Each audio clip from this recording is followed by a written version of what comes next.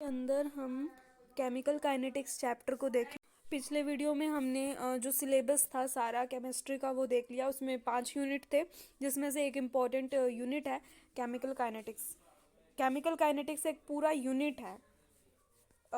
ये एक पूरा यूनिट है। ये बेसिकली हमारा ना यूनिट सेकंड है, और जो पासिंग मार्क्स हैं उसके लिए ये यूनिट करना बहुत इम्पोर्टेंट है।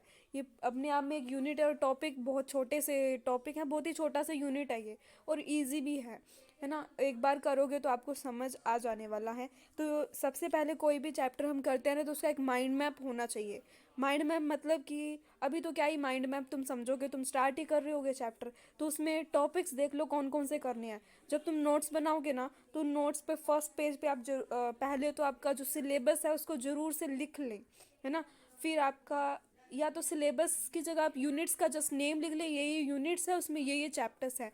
फिर आपके पास आप यूनिट सेकंड स्टार्ट कर रहे हो, तो केमिकल काइनेटिक्स से हमने स्टार्ट कर दिया ना, तो फिर आप उसके इस तरह से बिल्कुल आप इसी फॉर्मेट के अंदर उस यूनिट के अंदर जो जो टॉपिक्स हैं ना वो लिख लें, जिससे आपके पास हो जाएगा कि हाँ मेरे इतने टॉपिक्स हो गए और इतने पेंडिंग हैं।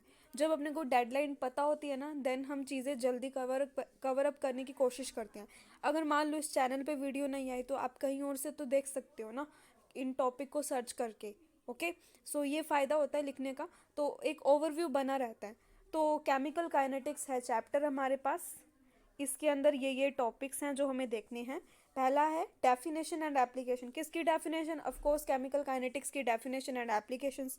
भाई इसका मतलब क्या है केमिकल काइनेटिक्स का, और इसका यूज़ कहाँ होता है। देखो, जब तक हमें यूज़ नहीं पता चलता ना, तब तक हमें इंटरेस्ट भी नहीं आता, राइट। जो जो टॉपिक्स अपने पढ़ते हैं ना, अगर हमें उसका एप्लीकेशन पता चल गया, रियल लाइफ में हमें दिखाई कहाँ दे रहा है वो टॉपिक, मतलब यूज़ कहाँ हो रहा है, देन हमें पढ़ने में बहुत इंटरेस्ट आता है। तो वो भी एप्लीकेशंस पे भी ध्यान जरूर देंगे अपने, ठीक है। फिर इसके बाद आता है रेट ऑफ रिएक्शन, और उसकी डेफिनेशन। ये बिल्कुल छोटी सी डेफिनेशन है, इसके एक दो न्यूमेरिकल भी करके देख लेंगे, ताकि एकदम डन हो जाए अच्छे से टॉपिक ये, है ना। बेसिकली मेरे हिसाब से ये एमसीक्यू में ही पूछेगा ये टॉपिक।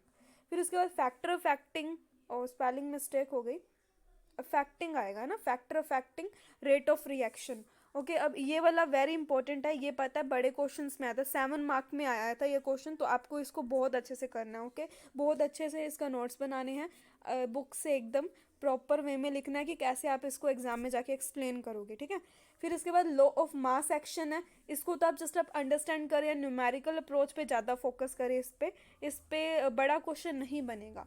फिर इसके बाद rate law, law of mass action equilibrium में भी यूज होगा। उसके बाद रेट लॉ आएगा। फिर आएगा ऑर्डर, ऑर्डर और मोलिकुलैरिटी, इसमें डिफरेंस पूछ सकता है, ये भी मेरे हिसाब से तो एमसीक्यू में आ सकता है ना। एमसीक्यू आस्किंग पॉइंट हो सकते हैं। फिर इसके बाद बड़े जो 7 मार्क पॉइंट है, या फिर जो 10 मार्क वाले जो पॉइंट है, वो इन टॉपिक से आते हैं। जीरो ऑर्डर रिएक्शन, इसकी डिफरेंशियल एंड इंटीग्रल फॉर्म। और जब कोई भी रिएक्शन लर्न करो ना, उसका एक एग्जाम्पल तो जरूर से याद कर ही लो आप, है ना। एग्जाम्पल याद करें, जैसे जीरो ऑर्डर रिएक्शन है, इसका एक एग्जाम्पल याद कर लिया, ताकि अपने उसको अच्छे से एक्सप्लेन कर पाए रिएक्शन को। ये जरूरी है एग्जाम्पल लर्न करना, है ना। फिर फर्स्ट ऑर्डर, ये वाइवा में भी पूछ सकता है, आपके प्रैक्टिकल्स होते हैं ना केमिस्ट्री के, उसमें वाइवा में भी आपसे पूछ सकता है कि फर्स्ट ऑर्डर रिएक्शन का कोई एग्जाम्पल बताओ, सूडो ऑर्डर रिएक्शन का कोई एग्जाम्पल बताओ, सेकेंड ऑर्डर का बताओ। तो ऐसे आप एक एक एग्जाम्पल तो रट ही लें अच्छे से, और आपका जो आंसर है वो भी इम्प्रेसिव बनेगा। 7 मार्क और 10 मार्क्स तभी मिलेंगे ना जब आंसर इम्प्रेसिव होगा। So next topic pseudo order reaction, radio active. Radio active और फर्स्ट ऑर्डर रिएक्शन बिल्कुल सेम सेम है, तो दोनों को साथ में कवर अप कर लेंगे। फिर mean life time period and half life time period. Half life time period तो इन रिएक्शन की डेरिवेशन करेंगे ना, तभी कवर हो जाएगा टॉपिक, अलग से नहीं है, ये इनके साथ ही कवर होता है। फिर calculation of order of reaction, ये इसके 4 मेथड होते हैं। बड़ा क्वेश्चन है अपने आप में, 10 मार्क या फिर 7 मार्क का बन सकता है। ओके, तो ये टॉपिक्स हैं जो हमें देखने हैं, बिल्कुल अपने इसको अच्छे से करेंगे आने वाली वीडियोस के अंदर। ओके।